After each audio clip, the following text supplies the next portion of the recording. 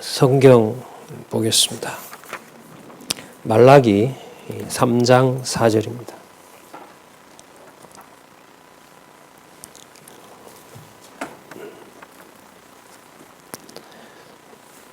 말라기 3장 4절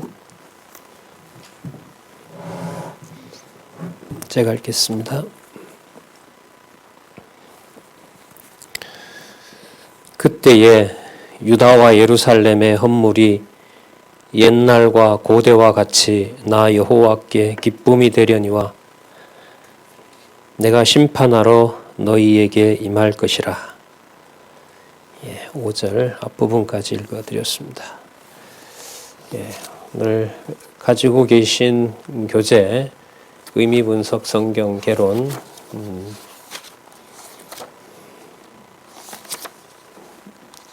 379페이지입니다.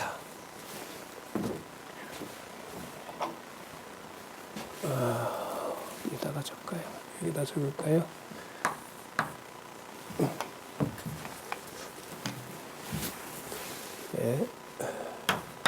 의미분석 성경 개론요 376페이지에 보시면 제사 부패 회복 이렇게 나옵니다.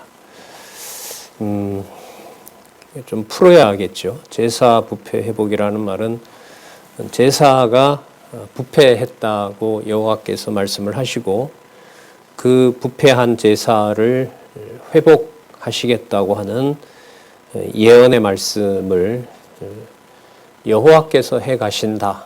그걸 우리가 섭리라 그러죠.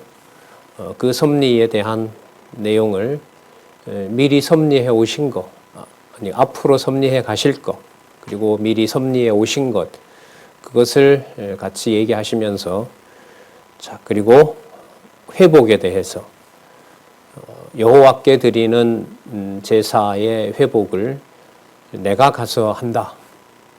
이렇게 말씀하시면서 구약 성경 전체가 끝납니다.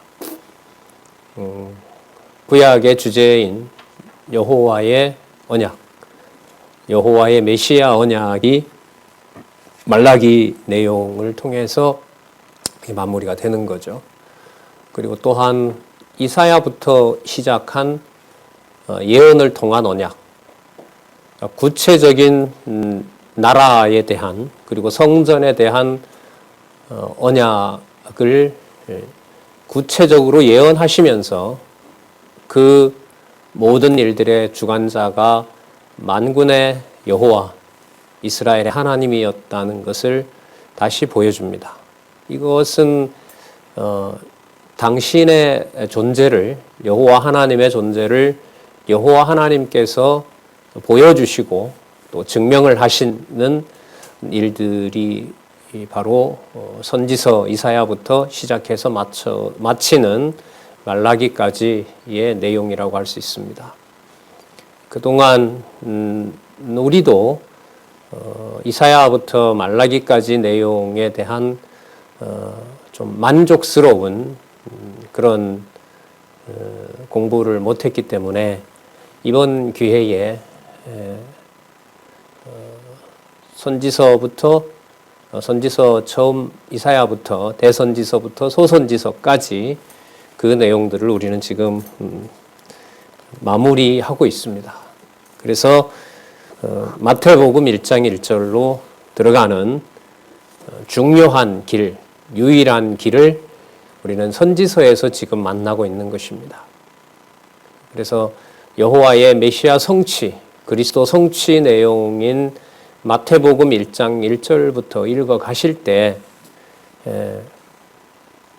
적어도 앞부분에 나타난 선지서 내용은 풍부하게 생각이 나면서 진짜 말 그대로 구약은 그리스도 언약이고 신약은 여호와의 그리스도 성취라는 내용을 거듭 확인할 수 있기를 바라는 마음에서 말라기의 개론 내용을 살펴보겠습니다. 그리고 전체적으로 역사적 그 사실에 근거해서 의미 중심으로 이때 의미는 3대 언약과 관계가 되겠죠. 자손 땅 통치 언약. 그리고 또 하나 바로 그것은 여호와 하나님의 이름, 여호와 하나님이라는 이름, 여호와라는 이름이 언약대로 이루시고 또 그것을 당신의 주권적인 능력으로 섭리해 오신다는 것을 보여주는 바로 그 이름이 바로 여호와이잖아요. 그 여호와의 이름을 우리가 의미 중심으로 역사적 배경을 중심으로 전체적으로 다시 한번 개관을 하면서 강론집을 통해서 미리 여러분들에게 부탁드렸었죠. 13권에 나타난 부분을 전체적인 요약을 다시 한번 구약을 보고요. 또 선지서와 구약을 보면서 시간 되는 데까지 마태복음부터 시작하는 그리스도 성취 내용으로 들어가도록 그렇게 하겠습니다. 조금 전에 살폈던 우리 말라기 요절이죠. 3장 4절에서부터 5절까지 그 말씀에 보면 유다와 예루살렘의 헌물이 이렇게 나옵니다. 여호와께서 말씀하시는 거죠. 만군의 여호와가 지금 말씀하고 계신 내용입니다. 여기 유다와 예루살렘의 이 헌물은 이 당시가 여기입니다. 이 무렵입니다. 말라기가 이제 한 424년경 강론집에 이제 찾아서 연구해 놓은 바로 이 무렵이고 예수님 오시기 한 400여 년 전이라고 할 수가 있겠죠.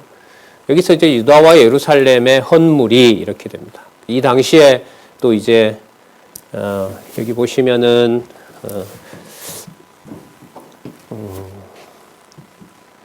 여기가 되겠네요.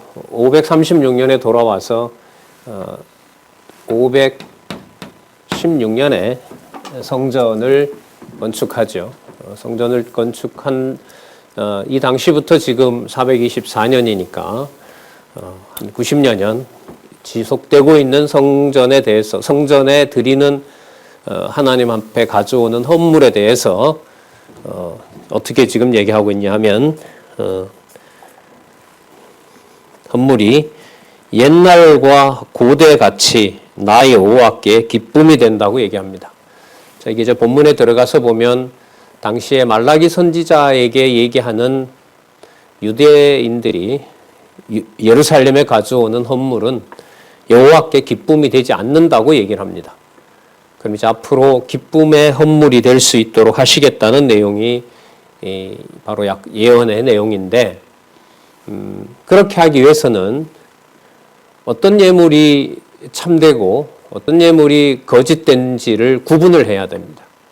그래서 조금 전에 읽었던 5절에 가면 내가 심판하러 너희에게 임할 것이라 라고 얘기를 합니다. 그러니까 악하고 더러운 자가 드리는 예물이 성전에 가지고 왔다고 해서 그게 의로운 제물이 될 수는 없는 겁니다. 그리고 그걸 저기 940년이라고 적어놨는데요. 940년경은 남쪽과 북쪽 이스라엘이 갈라지는 해입니다. 940년에서 여러분 424년을 보면 전체 역사가 한 500년 되겠죠. 그 분국되어서 나라가 갈라지면서 북쪽 이스라엘도 망하고 남쪽 유다도 망하고 그리고 536년에 1차로 돌아오고 또 2차, 3차로 돌아와서 한 424년경 저 무렵이라고 보셔도 돼요. 저 무렵에 돌아와서 한 90년이 지난 다음에 비로소 제물을 드립니다. 성전 제사가 이루어져요. 그러니까 1년 남짓이면 충분히 지을 성전을 하나님께서 536년에 돌아오게 하셨지만 1년이면 충분하죠. 뭐 몇 개월이면 짓는 이 성전을 516년까지 20여 년 동안 성전이 중건되지 못하게 합니다. 방해 공작이 일어나는 거죠. 다윗 왕에게 준비를 시켜서 솔로몬 왕이 성전을 짓게 하셨던 그 원리와도 큰 틀에서는 유사하죠. 다윗 왕이 아무리 성전을 짓고 싶어 해도 당신이 지을 수가 없습니다. 여호와께서 허락하지 않았기 때문에 당신 자기 목만 있는 거죠. 자기가 할 때까지의 일만 하면 되는 거죠. 그렇게 하고 여기도 마찬가지입니다. 536년에 당시에 지도자들이 왔지만은 스룹바벨이 왔으나 그리고 많은 재물도 가지고 왔지만은 모든 준비가 갖추어졌다고 해서 바로 중건이 되는 게 아닙니다. 특히 선지서에 나타난 주어를 본다면은 여호와께서 지으라고 했으므로 여호와께서 지어 주셔야 돼요. 그 내용이 어디에 나오냐면 학개, 스가랴, 말라기에 나온단 말입니다. 특히 학개와 스가랴서에서 나오는데 그 성전이 반드시 지어진다, 다시 중건된다고 말씀을 하시고 그 다음에 516년이 이루어져요. 근데 그 중건된 성전 이후에 90여 년의 시간이 흘러가면서 성전 제사가 망쳐집니다. 성전 제사가 더러워질 것이라는 것을 여호와께서 예언하시는 내용이 지금 말라기의 내용이라고 볼 수 있습니다. 돌아와서 지었던 성전과 그 성전의 제물이 그리스도를 기준으로 해서 본다면 이것은 눈에 보이는 대로 그게 유지될 수가 없어야 돼요. 지금 이제 말라기 내용을 좀 살펴보겠습니다만은 말라기 3장과 이제 4장의 내용에 메시아가 출현하시는 이 예언의 내용을 염두에 두셔야 학개 스가랴에 언약했던 대로 성전이 중건되고 중건되었지만 헌물을 드리는 제사는 제대로 이루어지지 않게 하시는 거예요. 그 말은 헌물이 여호와가 보시는 기쁨의 제물이 되지 않으면은 지어놨던 이 성전이 의미가 없는 거예요. 제물을 드리려고 지어놓은 거기 때문에. 그런데 문을 닫아버리라고 얘기를 하시죠, 말라기에.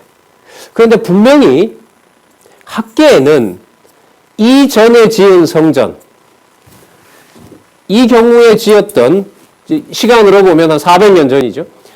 400여 년 전에 지었던 솔로몬의 성전보다가 학개의 요절에 나와 있죠. 이 나중에 성전이 더 크다고 얘기를 했단 말이에요. 더 위대하다고 얘기를 한 거예요. 그런데 위대하다고 했던 성전은 말라기에 와서 보면 그건 진짜 성전이 아니었던 거예요. 그럼 위대한 성전이 된다는 것을 어떤 의미로 받아들여야 되느냐?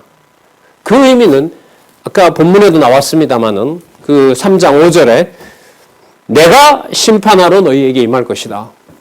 여호와께서 기쁨의 헌물과 거짓된 헌물을 구분해 주셔야 된다는 거죠.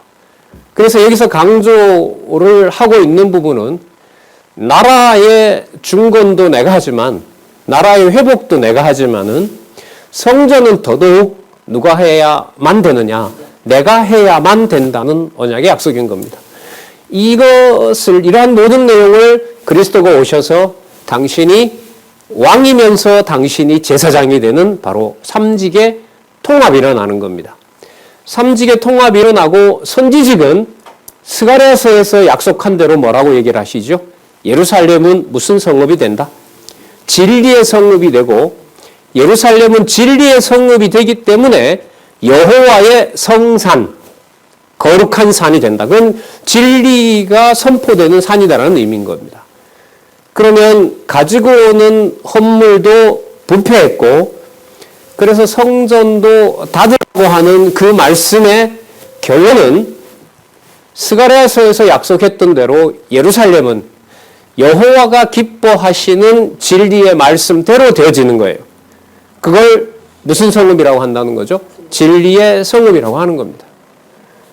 그래서 우리가 요한복음에 가서 보면 그리스도께서 성전에 올라가셔서 요한복음 2장에 벌써 그게 나오죠. 하늘로부터 오신 바로 하나님이시다. 천대의 신성을 가진 분이라는 사실을 증명할 때 1장에 창세전부터 있었던 분이라고 하나님이라고 소개하고 2장에 가면 제일 먼저 뭘 손을 대는 거예요? 성전을 일단 청소하세요. 성전을 청소하세요. 그럼 그 성전 청소를 왜 하시느냐? 여기 보시면 여기 840년이라고 나오죠.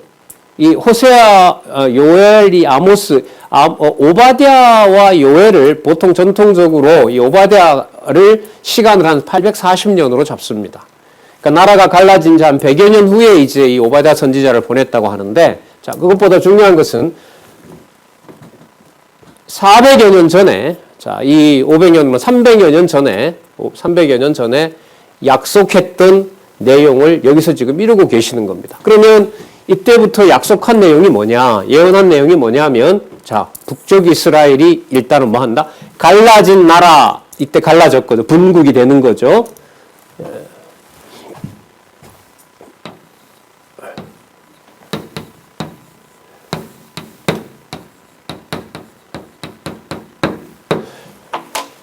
남쪽 유다와 북쪽 이스라엘도 갈라지면서 먼저 북쪽 이스라엘이 망하는 거고요. 망하는 거고, 그 다음에 남쪽 유다는 여기 586년에 남유다가 망하는 거죠. 남유다가 망하는 겁니다.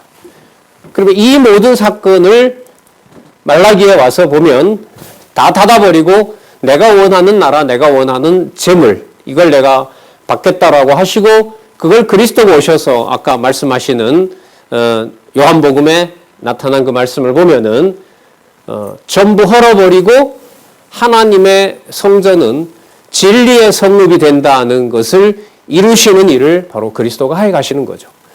제가 요한복음을 예로 든 것은 요한복음 앞에 있는 누가복음, 마가복음, 마태복음이 논리적으로 연결이 되기 때문에 요한복음은 예수님께서 이 땅에 계시는 사역의 의미가 무엇인지를 마무리하는 데란 말이죠.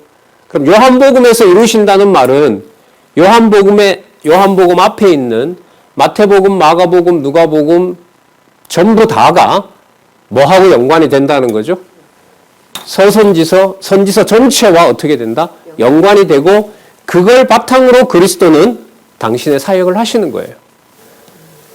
그 사역이라는 말을 우리는 좀 더 구체적으로 직임과 신분과 사역과 본성, 이렇게 나누어서 우리는 확인을 하고 있는 거죠. 그래서 이 선지서에 나타난 진짜 내용들은 읽고 또 읽고 확인하고, 또 그 연결성, 강론집 의미분석 성경 개론과 강론집에서 이어가는 그 구약의 근거를 계속 모아가면서 여호와의 메시아 성취 내용인 마태복음에서부터 공부해 나가는 겁니다. 그럼 그 내용이 마친 다음에, 그 내용을 공부한 다음에 사도행전 1장 12절부터 계시록까지, 거기에는 구약과 예수 그리스도의 언약이 모두 합해져서 어떤 사건으로 모아지죠? 교회라는 걸로. 교회. 창세기, 에베소서 1장 3절에 너무 잘 아시겠지만 하나님의 교회, 신약 시대에 보여주시는 하나님의 교회, 신약 교회는 창세전 그리스도 안에서 예정되었다는 하늘의 비밀이 드러나게 된다는 거 우리가 잘 알고 있을 겁니다. 자, 그래서 이 연결성을 지금 하나하나씩 이렇게 꼼꼼하게 왔고, 또 이렇게 반복하면서 정리를 해보고자 하는 것도 성경의 논리적 통일성 때문에 그래요. 그리고 본문의 통일성은 바로 전체 성경을 하나의 어떤 분리될 수 없는 구조를 가지고 있는 바로 통일된 하나의 꽉 완벽한 체계다 하는 사실을 우리가 지금 따라가고 있다, 이렇게 보시면 됩니다. 자, 우리 교재 379페이지에 보시면 제사 부패와 회복이 나오고요. 자, 그 내용들 부패와 회복, 넓게 보면 패망과 회복의 구조를 본문을 통해서 살펴보도록 그렇게 하겠습니다. 미리 하나 말씀드리면 자손 땅 통치 언약, 창세기 1장 28절에 아담에게 했던 언약, 그리고 아브라함과 열조, 그리고 다윗, 그리고 돌아온 스룹바벨과 우리가 살펴본 여호수아 대제사장이 하나가 되면서 에스겔에 보여준, 에스겔 40장 이후에 보여준 성전과 나라가 하나인. 이건 우리가 언약과 성취 섭리도로 보면 이제 영원 천국인데, 이 영원 천국이라는 것은 하늘에 있는 어떤 나라만 얘기하는 게 아니에요. 에스겔은 뭐와 뭐가 분리가 되지 않는다 그랬죠. 성전과 나라가 분리되는 게 아니죠. 그리스도가 이 세상에 오신 것이 어디까지 하나님 나라고 어디까지가 성전이고 구분되는 게 아닙니다. 베드로 사도의 그 기록에 보면 그런 게 나오잖아요. 우리가 왕 같은 제사장이라고 했기 때문에 분리가 될 수 없는 겁니다. 그게 여러분 이 교회인 거죠. 그리스도를 머리로 하나님의 영원한 천국이 이 땅에 임한 것이고요. 그 임한 증거가 바로 뭐냐면 영혼에서부터 온 몸으로 여호와께 기쁨의 신령한 제사를 드린다는 거죠. 그러니까 그게 구분이 될 수가 없는 겁니다. 천국은 왔는데 성전은 안 이루어졌다. 이게 말이 되지 않는다는 겁니다. 그럼 하나님을 아는 지식을 성령께서 깨닫게 하신다는 것은 곧 그 자리가 말라기에서 내가 기쁜 헌물을 받겠다고 했던 그 신령한 언약이 이루어지는 겁니다. 그래서 가정교회라는 어떤 시공간적인 것의 중요함, 내 가족이니까 중요함, 이런 시각으로는 도저히 알 수가 없고 도저히 이해할 수 없는 것이 바로 사도행전에서 성령께서 임하셔서 지금도 2000년 교회사를 지배하고 있는 바로 교회라고 할 수가 있겠죠. 자, 그게 구약의 선지서를 빼고 구약의 선지서 없이 그 교회를 이해하기는 힘들다. 불가능하다. 이게 이제 제가 생각하는 또 강조드리고 있는 바로 성경 신학의 논리적 통일성의 바탕을, 논리적 일관성의 바탕을 두고 있는 교회관이고 성도관이고 그런 입장을 계속해서 지금 말씀을 드리고 있는 겁니다. 자, 그럼 부패했다고 책망하는 내용들을 일단 좀 살펴보도록 하겠습니다. 말라기 1장 4절을 보시면은요.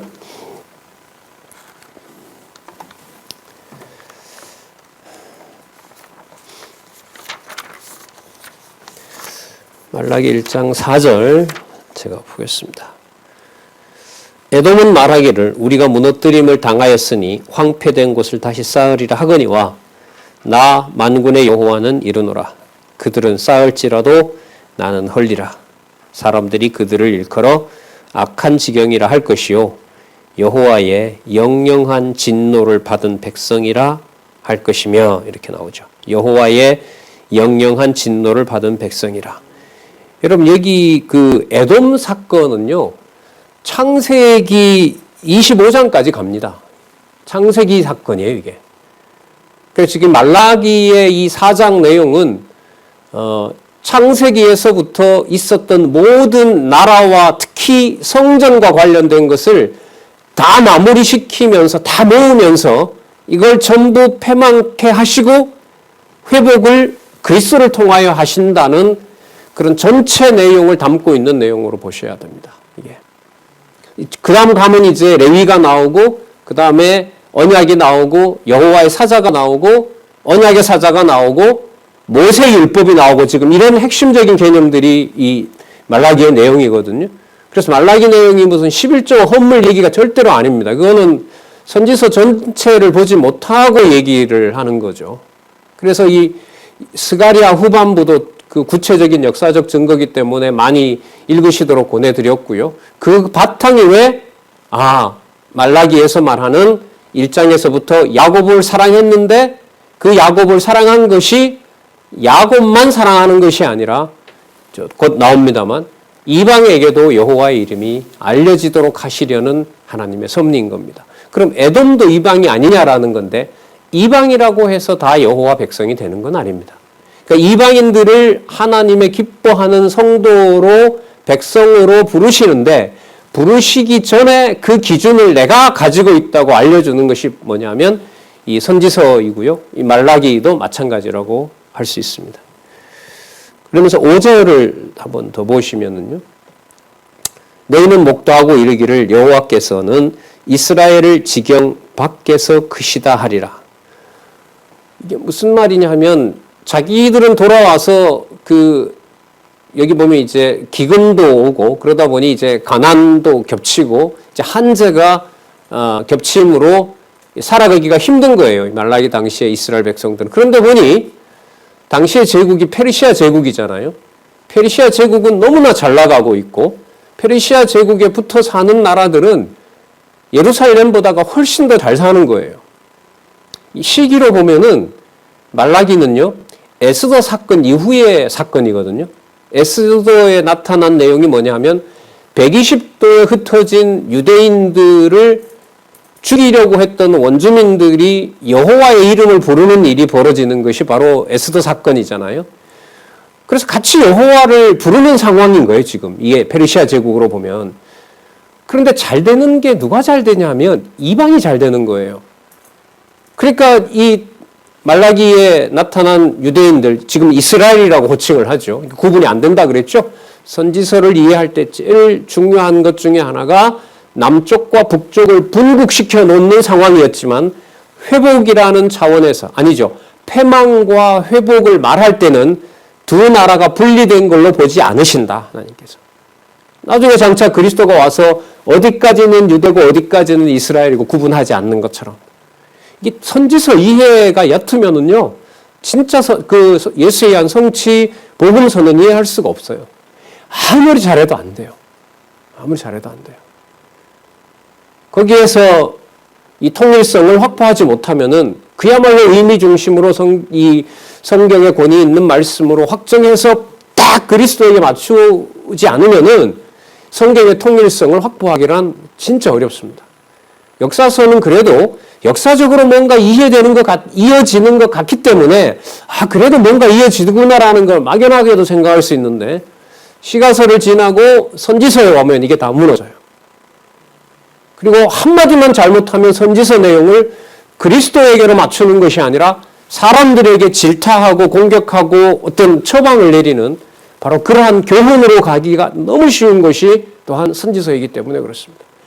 이걸 이제 성경신학이 다 차단해놓고 오직 여호와 계시의 말씀, 성경이라는 길을 닦아놓은 거죠. 다 닦아놓았다고 해도 지나치진 않습니다. 왜냐하면 구체적인 성경 강론까지 다 그렇게 해놨기 때문에. 그럼 어떤 개념을 어떻게 이해해야 장차 오실 메시아에 대한 예언인가를 확인해 주기 때문에 그런 거죠. 자, 그래서 참 조심스럽고 좀 아슬아슬하고 많이 보고 싶고 그런데 보지 못하는 시간이 오면 어떻게 하지? 그런 참 희한한 이 마음의 생각까지 다 들면서 우리는 지금 이 말라기를 대하고 있습니다. 자, 1장 10절 보겠습니다. 1장 6절에 여호와께서 당신이 아비다라고 얘기를 하시는 거 한번 유의해 보시기 바랍니다.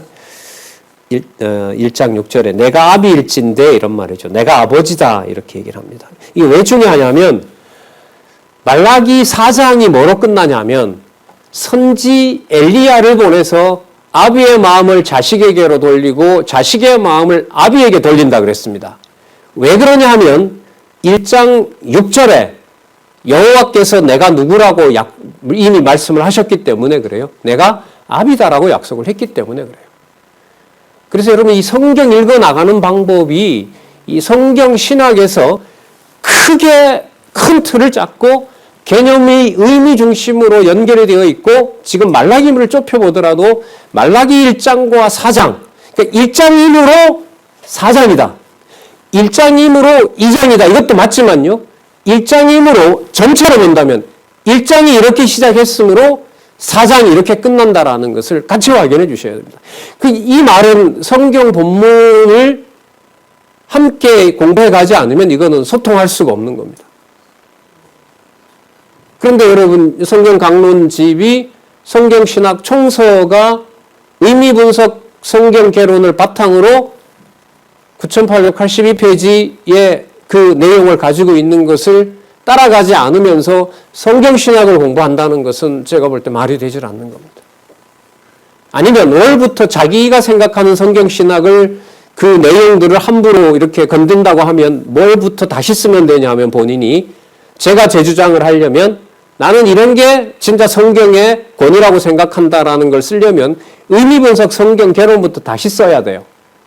그리고 그 내용이 기존의 이 원로인 박용기 목사라는 분이 해놓은 성경 개론보다가 이게 더 성경 권위라는 걸 제시하고 그 다음에 본문에 들어가서 하나하나 강론을 해야 돼요. 왜냐하면 성경 신학은 성경 개론 구조를 빼고 성경 강론집이 있을 수 없다고 하니까.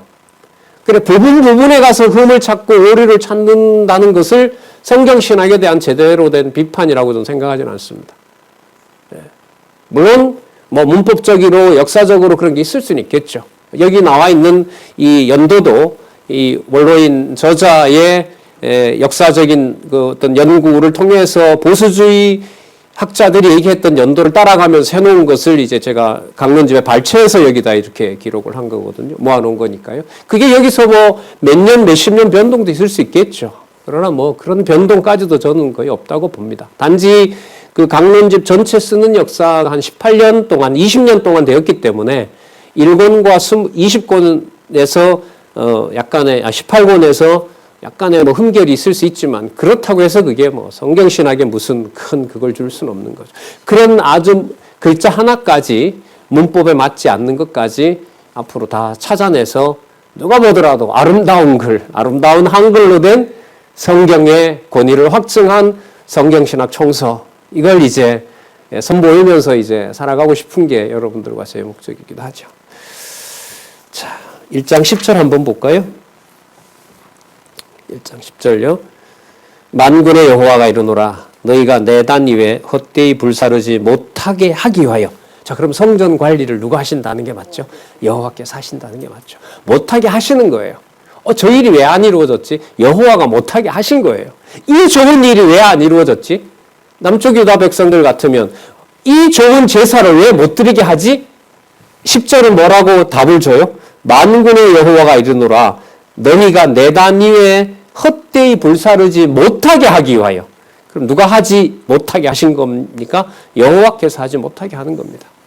이게 이제 성경신학에서 너무 중요한 명제인 거죠. 못하게 하기 위하여 너희 중에 성전 문을 닫을 자가 있었으면 좋겠도다. 내가 너희를 기뻐하지 아니하며 너희 손으로 드리는 것을 받지도 아니하리라. 받지 않는 목적이 여러분 성전 자체를 없애려는 걸까요? 성전을 청소하고 정비해서 장차 올 진짜 아버지의 아들인 메시아에게 줄 준비를, 말이 좀 길어집니다마는 다윗이 솔로몬에게 준비해 준 것처럼 여호와가 준비하는 걸까요? 후자이죠. 통일 다 시켰잖아요. 제가 지금 열왕기부터 말라기까지 왔고 말라기 4장 1장 11절을 열왕기의 사건에 나타난 솔로몬 성전을 다윗을 준비해서 아들 솔로몬이 짓도록 한 성전과 성전 제물의 완벽한 것을 지금 말라기에서 친히 아버지가 그 아들에게 줄 준비, 3장에 있는 개념으로 말하면 언약의 사자인 아들에게 줄 준비를 하는 겁니다. 여러분 지금 의미분석 성경개론에 나타난 그 저자가 제시해 놓은 창세기부터 요한계시록까지 나타난 요절이 얼마나 흥미롭고 재밌고 파워가 있는가를 저랑 같이 보는 거예요. 제가 늘 요절 검토를 하고 있잖아요. 얼마나 손 떨리는지 몰라요. 이게 요절이 과연 맞아? 누가 저한테 그게 요절이 너 맞다고 생각해? 이게 더 요절이 아니야 라고 했을 때 아니 그게 요절이 맞아 라고 답을 해줘야 되니까. 그 말은 본문을 안 보고 가능하다? 아니요. 남아있는 모든 시간은 여러분 성경 강론집의 사전 역할을 해주는 성경 강론집과 함께 모든 본문 내용들을 더욱 쉬운 아름다운 한글로 번역까지 해놓는 일로 현재에 있는 우리의 어떤 말씀을 한글로 볼 수 있는, 누가 또 한글 배울 수도 있겠죠. 번역 이전에 저는 그걸 욕심을 내고 있는 거죠. 흥결 없이 먼저 좀 만들어서 단지 욕심꾸러기처럼 먼저 먹는다 이런 얘기가 아니라 누구에게 줘도 아무런 손색이 없는 음식, 내 가족이 다 좋아하는데 어떤 가족인들 못 주겠습니까? 그런 이제 마음이라고 생각을 합니다. 자, 청소하시려는 겁니다. 준비해 놓으시려는 거예요, 여호와께서. 자, 그러니까 10절이 끝나고 11절로 넘어갈 때 접속사를 하나 넣는다면 왜 성전 문을 닫게 하느냐? 부족하니까. 기쁨의 헌물이 아니니까. 그럼 왜 닫으라고 하느냐? 왜냐하면 11절로 가는 거예요. 이건 어떤 모드냐 하면 패망이 아니라 패망시킨다고 했잖아요. 뭐 하기 위해서? 회복하기 위해서. 자, 왜냐하면 11절 만군의 여호와가 이르노라. 해 뜨는 곳에서부터 해 지는 곳까지의 이방 민족 중에서 내 이름이 크게 될 것이라. 그리고 각 처에서 내 이름을 위하여 분향하며 깨끗한 제물을 드리리니 이는 내 이름이 이방 민족 중에서 크게 될 것임이기 때문이다. 이렇게 10절하고 연결을 시키면 돼요. 여러분, 성경 의미 분석 성경 개론을 가지고 성경을 읽어 나가는 제일 분명한, 내가 지금 의미 분석 성경 개론대로 성경을 하나님 말씀으로 읽어가고 있다는 증거를 하나 스스로 찾으실 수 있어요. 뭐냐면 성경 말씀 사이에다가 접속사를 넣을 수 있느냐가 바로 자기가 검증할 수 있는 거죠. 자, 여러분, 접속사를 넣으려면 앞뒤의 내용을 따로따로 봐야 돼요? 묶어서 봐야 돼요? 묶어서 봐야죠. 그리고가 나오는지, 하지만이 나오는지, 그런데가 나오는지, 일찍이가 나오는지, 앞으로가 나오는지, 그건 여러분 전체를 보지 않으면 그런 방식으로 성경을 읽어 나갈 수가 없는 겁니다. 그러면 의미 분석이라는 게 뭐겠습니까? 앞부분에 이런 말이 나오고 뒤에 이렇게 다른 말이 나오는데 이게 어떻게 연결이 되지라는 말은 사건이 연결되는 것이 아니라 의미가 연결이 된다는 거죠. 전체로 보면 여호와 계시 중심으로 여호와가 살아계시고 여호와께서 당신의 능력의 영광을 택자에게, 하나님의 백성에게 알게 하시는 계시 사역을 하신다는 거죠. 자, 14절 보겠습니다. 14절. 제가 그러므로를 넣어볼까요? 자, 아까 여호와의 이름이 어디에서부터 어디까지? 해 뜨는 곳에서부터 해 지는 곳까지 이방 민족에게도 여호와의 이름이 커야 되기 때문에 이 예루살렘의 답답한 그 성전에 폐쇄된 것을 가지고는 안 된다는 겁니다. 왜 그렇게 하시느냐? 자, 그래서 그 결과가 뭐냐? 14절. 때 가운데 수컷이 있거늘 그 서원하는 일에 흠 있는 것으로 시기하여 내게 드리는 자는 저주를 받으리니. 자, 이건 패망과 관련되죠? 아까 10절에 보면 다 없앤다 그랬죠? 문을 닫으라고 했죠? 왜 그렇게 하시느냐? 이방에게도 여호와의 이름을 알려준다고 했습니다. 자, 그러면 이방에게도 당신은 누가 되냐면 통치자가 되고 이방에게도 여호와의 이름이 알려진다는 겁니다. 그러니까 여러분, 유대인이 아닌 우리에게 40년이나 여호와라는 이름이 한 번도 뒤로 물러나지 않고 1980년, 79년 뭐 여름인지 80년인지 그 어쨌든 시작한 그때부터 40여 년 이상 오는 동안 여호와의 이름이 한 번도 뒤로 물러나지 않은 것은 원로인 박용기 목사님께서 잘해서 그런 거죠. 그 내용이 아니지요. 하나님이 하셨습니다라고 말을 하는데 말라기 내용 없이 그 말을 하지 말라는 겁니다. 저는. 말라 명령이 되는데 하지 않았으면 좋겠다는 겁니다. 무슨 뜻이냐 하면 드러난 성경신학의 중요한 소중한 말씀의 그 가치가 성경 본문 몇 장 몇 절을 배제하고는 말을 할 수가 없다는 게 지금 말씀드리고 싶은 거죠. 그래서 함께 글쎄요, 말이 좀 그렇습니다. 성경 박사들이 다 됐으면 좋겠어요. 그건 뭐 원어를 하고 이런 문제가 아니에요. 어디에 나온 어떤 사건 다음에 그 사건이 나온다라는 게 서로 마음이 일치하고 믿고 아는 것이 그래서 일치가 되고 교회 사건을 보더라도 가정교회 사건을 보더라도 모두가 여호와 하나님이 해가신다는 동일한 생각으로 볼 수 있으면서 여호와의 살아계신 것을 서로 증거할 수 있으면 좋겠다는 거죠. 그게 지금 다 마무리가 됐고 이걸 하나님께서 좀 실하게 많은 분들이 여기서 좀 깊게 뭐 듣는 방법이든 본인이 직접 읽는 방법이든 그 방법은 저는 몰라요.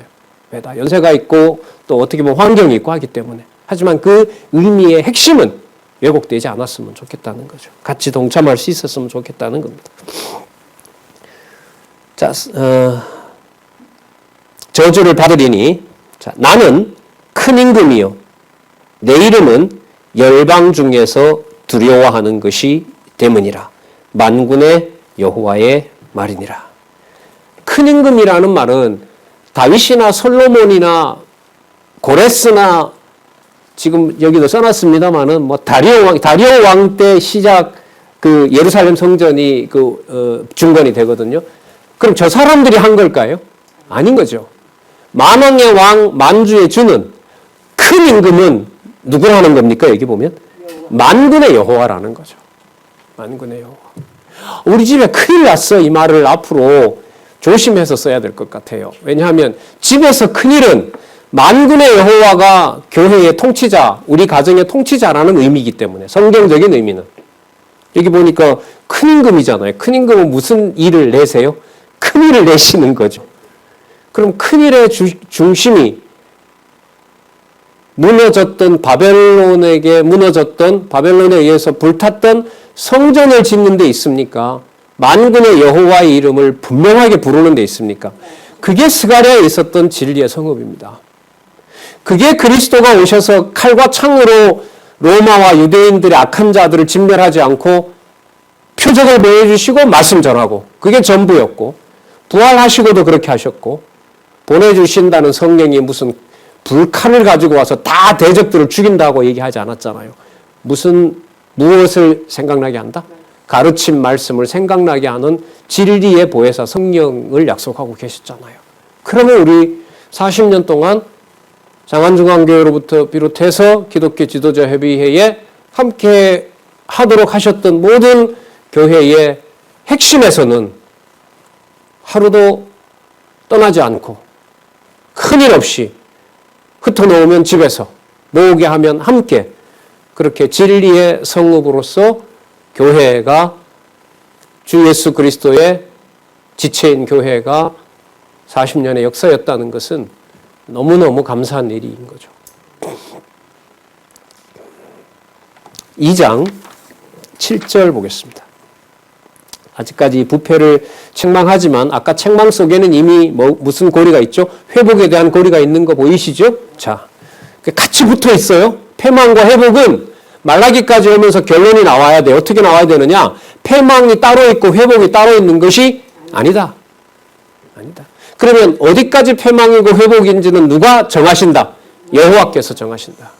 왜냐하면 바벨론이 쳐들어오는 것이 여러분 예루살렘 성을 패망시키려고 하는 걸까요? 여호와가 기뻐하는 성을 지을 준비를 하는 걸까요? 그걸 어떻게 구분해요, 우리가? 약속은 분명한 거죠. 여호와께서 아비이시고 여호와께서 큰 임금이심을 자기 백성들에게 해 뜨는 데서부터 해 지는 데까지 보여주시겠다고 하는 것. 그거밖에 분명한 건 없어요. 자, 2장 7절. 대저 제사장의 입술은 지식을 지켜야 하겠고, 지식 나오죠? 사람들이 그 입에서 율법을 구하게 되어야 할 것이니. 여러분, 이게 제사장의 역할이에요. 이제 대제사장의 역할은 헌물 갖다가 피 뿌리고 하는 게 아니에요. 말라기는. 본인이 준비하고 있는 진짜 제사장은 진리를 전하고 율법을 풀어주는 자가 제사장인 거죠. 그럼 무슨 직하고 이게 겹치게 돼요? 선지직하고 겹치게 돼요. 선지직하고 겹쳐요. 그리고 아까 누가 왕 된다 그랬죠? 큰 나라의 왕이 당신이 되신다고 했죠? 그럼 뭐도 겹쳐요? 왕직도 겹쳐요. 그래서 마태복음의 삼직의 통일이 일어나는 거예요. 말라기임으로 삼직이다. 전 이 말을 하고 싶은 거예요. 이사야부터 말라기는 더 하고요. 더 하고. 왜 마태복음이 제일 먼저 와야 되느냐? 그럼 이거 아직 못 풀었거든요. 그래서 성경신학은 이미 제시해 놨잖아요. 페이지가 연결되어 있고. 참, 너무 큰 일이 벌어졌습니다. 여러분. 8절. 너희는 정도에서 떠나 많은 사람으로 율법을 가르쳐야 되는데 율법에 뭐 하겠다고요? 걸려 넘어지게 했다는 겁니다. 여러분 이것도 참 흥미롭습니다. 여러분 우리 스가랴서에 보면 돌아왔던 대제사장의 후손의 그 대제사장 이름이 뭐였죠? 여호수아였죠. 여호수아에게 사단이 보는 앞에서 의로운 제사장이라고 얘기해줬죠. 그건 이게 이상 중에 보여준 것이고요. 말라기에서 여호와께서 책망하는 것은 분명하지만 바깥으로 봤을 때는 516년에 세워진 성전을 돌아온 유대인들은 어쨌든 버리고 있었어요. 뭔가를 갖다 계속 드리고 있었어요. 뭔가를 계속 드리고 있었죠. 안식일도 지키고 장막절도 지키고 나름대로 겉보기에는 돌아와서 여호와를 잘 섬기는 것처럼 보였던 거죠. 그런데 그게 제사가 아니라는 거예요. 내가 기뻐하는 제사가 아니라는 거예요. 하나님께서는. 그럼 그게 어떤 제사여야 되느냐? 그러니까 참 이게 사람이 할 수 없어요. 여러분, 돌아온 여호수아 대제사장의 후손들이 율법에 따라서 예루살렘에 그 예물을 드렸겠어요? 자기 마음대로 드렸겠어요? 율법에 따라서 드리는 거죠. 형식적으로는. 그런데 그 형식에 따라서 율법을 드리는 건데 그게 지금 이 2장 7절과 8절에 보면 그 율법대로 제대로 했다는 거예요? 율법을 지키지 않았다는 거예요? 지키지 않았다는 거예요. 그럼 그 속에서부터 다 나를 너희들이 버렸다라고 하나님께서 그냥 만군의 여호와께서 정죄를 해버리는 겁니다. 이걸 조금 조심하면 되겠다? 아니에요. 그럴 수가 없어요. 못하게 하셨어요. 못하게. 그리고 이제부터 제사장에게 가장 중요한 것은 입이에요. 입. 입에서 무엇이 나오느냐? 무엇이 나오게 하느냐? 진리가 나오게 하느냐? 아니면 오늘도 어제 했던 것처럼 우리 여호와께 제사 지내자고 거칠애를 하느냐? 거칠애를 하게 하느냐? 그걸 너희들이 못하기 때문에 엘리 선지자를 미리 보내고 그 다음에 언약의 사자를 보내신다는 거예요. 뭐라 그럴 거예요? 아비의 마음으로 보면 막 피를 토하고 있는 것 같아요. 이게 말라기 내용이.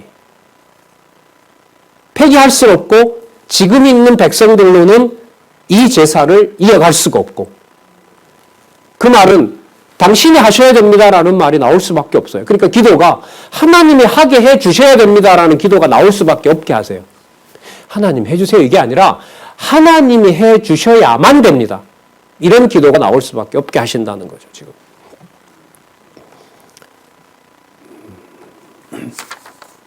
8절 볼까요? 너희는 정도에서 떠나 많은 사람으로 율법에 거치게 하도다. 나 만군의 여호와가 이르노니 너희가 레위의 언약을 파하였느니라. 바깥에서 볼 때는 예루살렘에 뭐하고 있는 것처럼 보이지만요. 레위인을 중심으로 제사를 드리고 있는 것처럼 보이지만 하나님을 보실 때는 레위인들이 와서 율법의 형식대로 드리는 제사는 이미 끝났습니다. 자, 그러면 버리려고 하는 것입니까? 여호와의 이름이 깨끗하게 만들어져서 온 세상 해지는 데서부터 해지는 데까지 깨끗하게 여호와가 하시려는 겁니까? 후자이죠. 그거 지금 우리가 따라가고 있는 겁니다. 그래서 여러분 어디까지 우리는 하나님한테 진노를 당하는 거고 어디까지부터는 회복이고 그걸 우리 중심으로 그렇게 말을 할 수가 없어요. 성경은. 회복과 패망과 회복은 어떻게 보면 다 동일한 목적으로 가요. 누구 이름을 부르게 하고 누구에게 기쁨이 되게 하고 여호와의 이름을 부르게 하고 여호와께 기쁨이 되게 하시도록 여호와가 그렇게 하시는 거예요. 우리 좀 늦게 시작해서 한 2분 더 했습니다. 우리 잠시 쉬셨다가요. 11시에 2장 10절부터 좀 다시 살펴보도록 그렇게 하겠습니다.